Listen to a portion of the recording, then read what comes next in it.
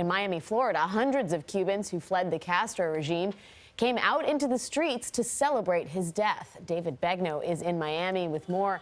David, good morning. What's happening in Miami?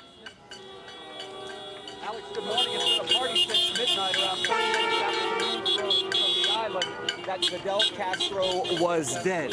Take a look behind me. They have just reopened one of the main roads here in Little Havana. But there's still a group of protesters, some of them who have, not protesters actually, people celebrating, who've been here for the last 6 to 7 hours. The mayor of Miami, who by the way is a Cuban American, his father was a journalist on the island and was jailed for 22 years under Fidel Castro, came here today to tell the people you can stay as long as you want. As long as you are peaceful, I will allow the police to close the streets, whatever, stay and enjoy. This is a party. It's somewhat bizarre to be in an area where people are celebrating the death of someone, but that's exactly what's happening here. I want to introduce you to Margarita Aguilar. Margarita, you're waving a flag that your grandfather owned. He and your father didn't live long enough to get the news. I wonder what went through your mind when you heard it this morning. I was happy that the devil finally went home.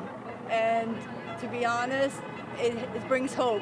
I have a lot of hope now for my country. Have you been back to Cuba since you left when you were 4? No, I refuse to go back until it's fully democratic. And do you believe, Raul Castro has said he may leave in 2018. Do you believe that? Well, don't let the door hit him where the good Lord split him. Yeah, that would be a good thing, but I don't know what's coming up behind him. So hopefully democracy will come into my country one day. Margarita, thank you. We appreciate it. Happy Thanksgiving weekend to you.